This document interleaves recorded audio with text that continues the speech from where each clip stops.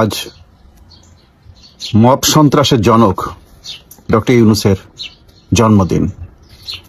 সারা দেশে ফেসবুকে বিভিন্ন কমেন্ট দেখলে বোঝা যায় যে এই 18 মাস সরকার প্রধান হয়ে ডক্টর ইউনূস কি পরিমাণে তার জনপ্রিয়তা হারিয়েছেন, কি পরিমাণে তার গ্রহণযোগ্যতা হারিয়েছেন, তা সবার বক্তব্যে কমেন্টে উঠে আসছে। ডক্টর ইউনূস হেরে গেছেন জীবনে। অতিরিক্ত পাকনামি করতে যে পুরা জাতির কাছে একটি মব সন্ত্রাসের জনক হয়ে গেছেন, অথচ তিনি ছিলেন বাংলাদেশের প্রথম নোবেল লরিয়েট। তার সেই সম্মান তিনি ধরে রাখতে পারেননি। আজ গার্মেন্টস শ্রমিকরা সচিবালয় ঘেরাও করেছে। সারা দেশে অশান্তি চলছে। এক স্বেচ্ছাসেবক লীগের নেতা, মানে বিএনপির এক নেতা, তাকে মাদক এবং খুনের মামলায় গ্রেফতার করতে পুলিশ সাঁড়াশি অভিযান নিয়ে গিয়েছিলেন, কিন্তু মবের কারণে দৌড়ে ফিরে আসছে। আজ পুলিশের কোনো নিরাপত্তা নেই। যে দেশে পুলিশের নিরাপত্তা নেই, সে দেশে জনগণের নিরাপত্তা হবে কি করে? নিরাপত্তা তো দিবে পুলিশ। সরকার শপথ নেয়ার শুরু থেকে এ পর্যন্ত আর্মি নিয়ে টিকে আছে। মাঝে শুধু এক সপ্তাহ জন্যে সেনাবাহিনীকে ব্যারাকে ফেরত নেওয়া শুরু করেছিলেন, এর ভিতরে আবার ফিরিয়ে আনছে 23 জুন তারিখে। তো পুরা এই সরকারের 4 মাস বলুন, যে সময়টা, এ পুরা মার্শাল স্টাইলে সেনাবাহিনী দিয়ে তিনি ক্ষমতায় টিকে আছেন। ডক্টর ইউনূস যেমন মব দিয়ে আর আর্মি দিয়ে ক্ষমতায় টিকে ছিলেন, তারেক রহমান একই পথে ক্ষমতায় টিকে থাকার চেষ্টা করছেন। তবে চীন সফর বিপদে ফেলে দিয়েছে তারেক রহমানকে। আপনারা জানেন যে চীন থেকে ফিরে এসে সরকারের প্রতিনিধিরা এবং চীনে যাওয়ার আগে সরকারের প্রতিনিধিরা যেভাবে পত্র পত্রিকা মিডিয়াতে ছয়লাভ করে দিচ্ছিলেন যে চীন জয় করে আসছে তারেক রহমান, হাজার হাজার কোটি ডলার সেখান থেকে ঋণ পাচ্ছে, প্রচুর ইনভেস্টমেন্ট আসবে এবং ভারতকে আর আমেরিকাকে সাইজ করার জন্য চীনই যথেষ্ট, এইরকম একটা ভাবসাব তাদের মধ্যে ছিল। 1 নম্বর শত্রু ভারত, 2 নম্বর শত্রু আমেরিকা, এই শুরু করে দিয়েছিল ফেসবুক। সয়লাভ। কিন্তু প্রথমে সে সরকার তো প্রথম বললো একরকম, এরপরে প্রেস কনফারেন্স করে বললো আর একরকম, সাংবাদিকদের প্রশ্নের মুখে আটকে গেল। এরপর আসছে আসল খবর। পেন্টাগন বা ওয়াশিংটন প্রচন্ডভাবে ক্ষুব্ধ চীনের সাথে হওয়া বিভিন্ন সমঝোতা চুক্তি, বিশেষ করে করিডোর। এই করিডোরের কারণে যুক্তরাষ্ট্র প্রচন্ডভাবে ক্ষুব্ধ হয়েছে এই চুক্তির কারণে, এবং সেখান থেকে মেসেজ দিয়ে দিয়েছে তারেক রহমানকে পদত্যাগ করতে বলো। সরকার অবস্থা সেই দিকে যাচ্ছে দেখেই তাড়াতাড়ি খলিলুর রহমান, যিনি পররাষ্ট্রমন্ত্রী, তিনি হঠাৎ করে এক বিবৃতি দিলেন যে না, চীনের সাথে করিডোর এখনো চূড়ান্ত হয়নি, আলোচনার লেভেলে আছে। অথচ 2 দিন আগে প্রেস কনফারেন্স করে তিনি, অথবা তার একদিন আগে চীনে বসে প্রেস কনফারেন্স করে কে কি বলেছিলেন, সেই মাহাদি বলুন আর যাদের কথাই বলুন, যারা প্রধানমন্ত্রী তারেক রহমানের উপদেষ্টা, তারা মিডিয়ার সামনে কি কি বলেছেন তার সাক্ষী আপনারা সবাই, সবার কাছে পত্রিকা কাটিং আছে। সরকার ধরা খেয়ে গেছে। তুরাগ নদীতে আমাদের ছাত্রলীগের এতগুলো নেতাকর্মীকে পিটিয়ে ভাসিয়ে দিল, হত্যা করে ভাসিয়ে দিল, তার বিচার নেই। সারা দেশে হামে শত শত শিশু মারা গেল, তার কোনো বিচার নেই। সারা দেশে মব চলছে, খুন চলছে, রাহাজানি চলছে, কি না অপরাধ চলছে, তার কোনো বিচার নেই। তারেক রহমান ফুরফুরে মেজাজে আছেন। এতদিন পরে তিনি একটি ভালো কাজ করেছেন, সেটা হল নরসিংদীতে একটি কুকুরকে গলায় ইট বেঁধে নদীতে ছুঁড়ে মেরেছিল একটা ছেলে। তাকে প্রধানমন্ত্রী ওই দৃশ্যটা দেখার পর, ফেসবুকে এটা দেখার পর গ্রেফতারের নির্দেশ দিয়েছে এবং সেই ছেলেটাকে গ্রেফতার করা হয়েছে। তারেক রহমানকে ধন্যবাদ জানাই, প্রধানমন্ত্রী তারেক রহমানকে, যে মানবিক একটি ভালো সিদ্ধান্ত জানিয়েছেন। কিন্তু কুকুর ডুবিয়ে দিলে বা কুকুর মেরে ফেললে যে দেশে বিচার হয়, মানুষ মেরে ফেললে সে দেশে বিচার হবে না কেন? আপনি যে আই হ্যাভ এ প্ল্যান বললেন, কি প্ল্যান নিয়ে আসছেন? আপনি মানুষ খুন করে শেষ করে দিবে, আপনি তার বিচার করবেন না, সে সম্পর্কে চুপ থাকবেন, কিছুই বলবেন না, এই প্রধানমন্ত্রী আপনি? যাই হোক, সরকারের অবস্থা টালমাটাল। বিশাল বাজেট ঘোষণা করেছে সরকার, কিন্তু টাকা নাই।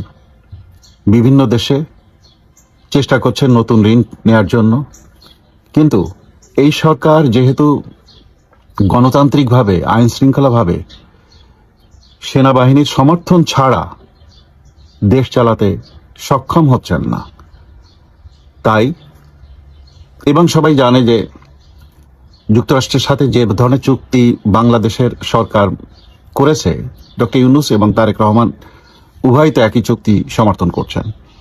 তো যে কোনো সময় যুক্তরাষ্ট্র মুখ ঘুরিয়ে নিলে এই সরকার পড়ে যাবে। এই জন্য কেউ এই সরকারের উপরে আর ডিপেন্ড হতে পারছেন না, কেউ এই সরকারের উপর আর কোনো আস্থা পাচ্ছে না। এই জন্যে রাশিয়া বলুন, জাপান বলুন, যুক্তরাষ্ট্র বলুন, চীন বলুন, ভারত বলুন, সবাই ঋণের ব্যাপারে আর আগ্রহ দেখাচ্ছে না। কোনো ভালো খবর নেই। বাংলাদেশের ইআরডি রিপোর্ট সম্প্রতি যা প্রকাশ হয়েছে, তাতে দেশ এক মহা আর্থিক সংকটে, কিন্তু কোথাও কোনো হোপ নাই। অল্প একটু আশা পাওয়া গেছে, ভারতের এক্সিম ব্যাংক তারা বাংলাদেশকে $736 কোটি লোন দিতে চেয়েছে, কিন্তু যেহেতু এই সরকার ভারত বিদ্বেষী এবং ভারতের সাথে যুদ্ধ করা, পাকিস্তানকে হাতে নিয়ে যুদ্ধ করা, এইসব ভানাই পানাই শুরু করছে বলে যে এগ্রিমেন্ট হয়েছে, যে টাকা দিতে চেয়েছে, তা খুব স্লো ভাবে রিলিজ করছে, অল্প অল্প, যা দিয়ে সরকার কুলায় উঠতে পারছে না। এদিকে সরকারি কর্মকর্তাদের বেতন দেওয়ার মতো এনাফ টাকা সরকারের হাতে নেই। এখন সরকার একমাত্র টিকে থাকার চেষ্টা করছে ট্যাক্স দিয়ে, জনগণের উপরে কর চাপিয়ে, ট্যাক্স চাপিয়ে যা আয় করা যায়। সর্বশেষ একটা নতুন ট্যাক্স এই সরকার ধার্য করেছে, বিয়ে বাড়িতে 100 জনের বেশি মেহমান হলে মাথা প্রতি 25 টাকা করে ট্যাক্স দিতে হবে। আমি পৃথিবীর প্রথম শুনলাম কোথাও বিয়ের আসরে, বিয়ে বাড়িতে যদি লোকজন আসে, তার জন্য সরকারকে ট্যাক্স দিতে হয়। আরে ভাই, এইখানে খাওয়া দাওয়া করানোর জন্য বা গহনা দেওয়ার জন্য, বিয়ের যত কিছু কেনাকাটা হচ্ছে, সেখানে তো সরকারকে ট্যাক্স দিচ্ছে। আবার কিসের ট্যাক্স? যে জায়গায় বসে এই বিয়ের অনুষ্ঠান হচ্ছে, সেটা কারো বাড়ি বা কারো কমিউনিটি সেন্টার, সেটা ভাড়া নিয়ে সেখানে বিয়ে হচ্ছে, সেই ভাড়া টাকা থেকেও ট্যাক্স দেওয়া হচ্ছে। তাহলে আবার কিসের ট্যাক্স? এরপরে আবার অন্য কিছুর উপরে ট্যাক্স না বসিয়ে দেন আপনারা। মানুষ ক্ষেপতে ক্ষেপতে যে আপনাদেরকে কোথায় নামিয়ে ফেলবে এক আল্লাহ পাক জানে। সব তো আর বক্তব্যে বলা যায় না। আপনারা যে ট্যাক্স শুরু করছেন, বিয়ের উপরে যখন ট্যাক্স দিচ্ছেন, তখন আর কিসের উপরে ট্যাক্স দিবেন? জনগণ পুরা ফেসবুক সয়লাভ করে ফেলেছে এই বিষয়গুলো নিয়ে, আপনারা পড়ে দেখবেন। আমি গত 2 মাসের বেশি সময় ধরে প্রায় প্রতিদিনই আমার বক্তব্যে অথবা লেখায় আমি কি বলছি, জননেত্রী শেখ হাসিনা এই বছরই দেশে ফিরবেন এবং আগস্ট থেকে ডিসেম্বরে যে কোনো সময় দেশে ফিরবেন। এই কথাটা আমি বারবার বলছি। অনেকে এই কথাটার সাথে দ্বিমত পোষণ করছেন, তারা আজে বাজে কমেন্ট করছেন, সেটা তাদের ব্যাপার। এমনকি আওয়ামী লীগের কোনো কোনো নেতা আমাকে বলেছেন যে কেন আপনি এসব বলছেন, নেত্রী এবছর আসবে না। আমি বললাম না, নেত্রী আসবে। এই কয়দিন আমি ফাইট করেছি, আল্লাহর রহমতে গতকাল নেত্রী ঘোষণা করেছেন তিনি এই বছরই বাংলাদেশে ফিরবেন। কথা কেটে গেল। যারা বিশ্লেষণ করে প্রত্যেকটা কাজের, প্রত্যেকটা সিদ্ধান্তের, রাজনীতি নিয়ে যারা চিন্তা ভাবনা করে, বিশ্লেষণ করে, তারা অনেক উত্তর বুঝতে পারে, অথবা অনেক সোর্স থেকে অনেক উত্তর আসে তাদের কাছে। জননেত্রী শেখ হাসিনা দেশে ফিরবেন এই বছরই। সকল মবের বিচার হবে, সকল হত্যার বিচার হবে। জেলখানায় বসে আপনি মানুষ মেরে ফেলবেন, জয় বাংলা স্লোগান দিলে আপনি মানুষ মেরে ফেলবেন, আপনার থানার ভিতরে পিটিয়ে মানুষ মেরে ফেলবেন, আর এদেশের জনগণ আপনাকে ছেড়ে দিবে। জননেত্রী শেখ হাসিনা আসছে, প্রস্তুত থাকুন।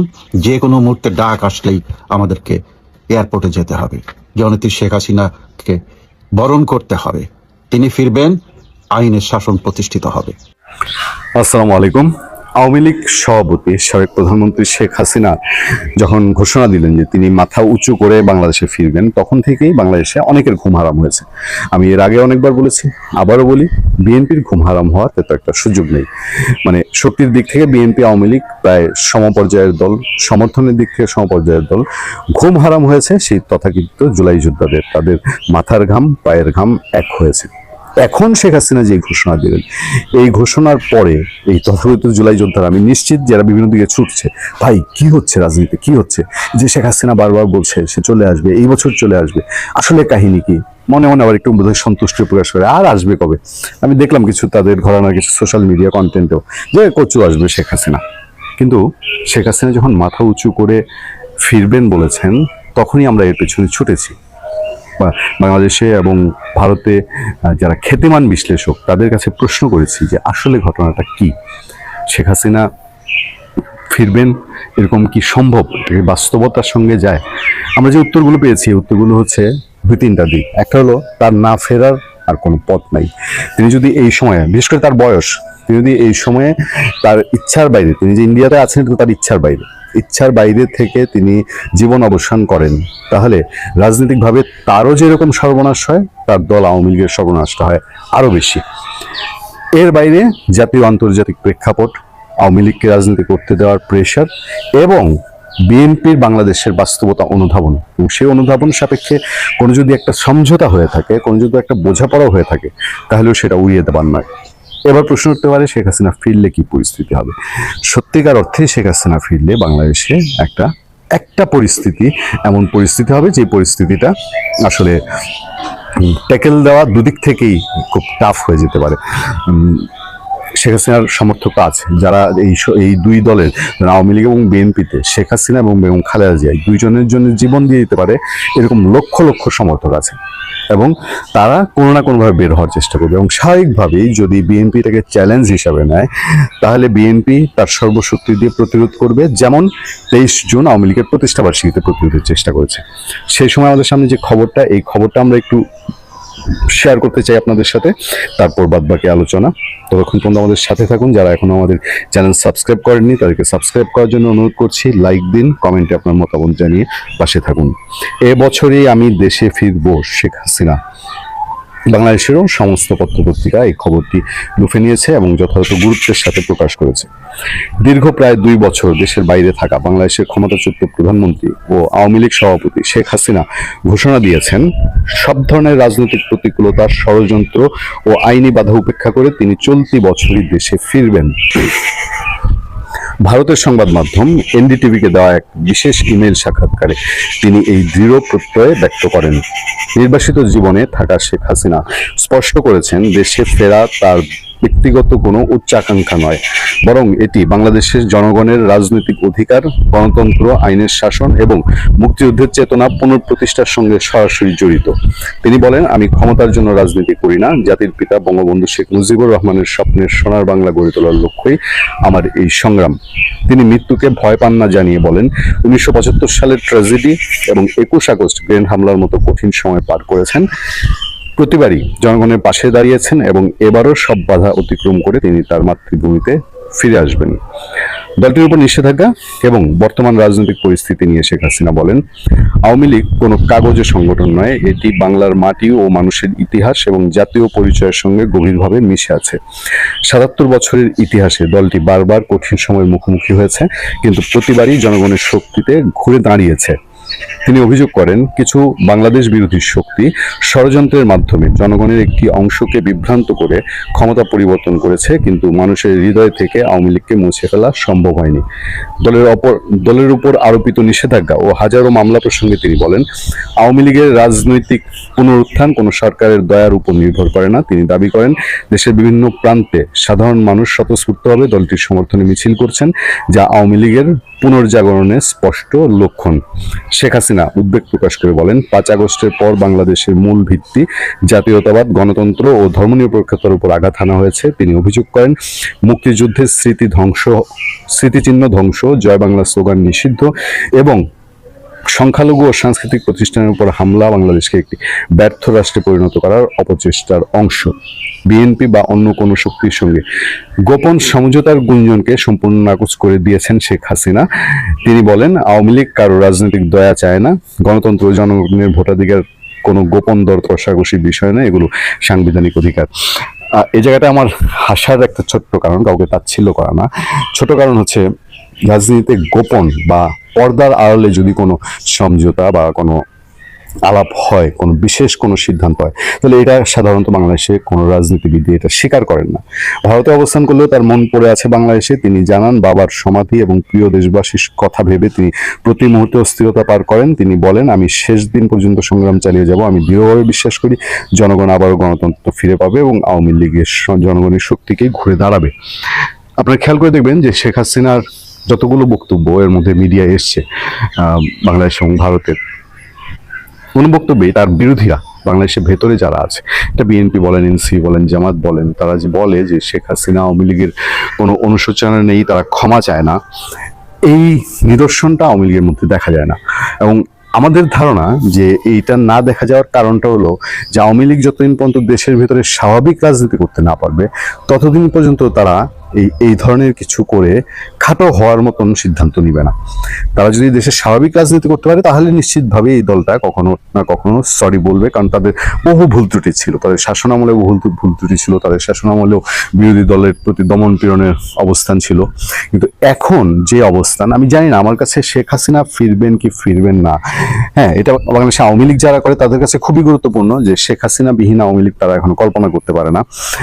কিন্তু তার চেয়েও তার দল কতটা রাজনীতিতে সক্রিয় হতে পারলো, আওয়ামী লীগ কতটা রাজনীতিতে সক্রিয় হতে পারলো, এইটার সাথে শেখ হাসিনার ফিরে আসার একটা গভীর সম্পর্ক থাকবে।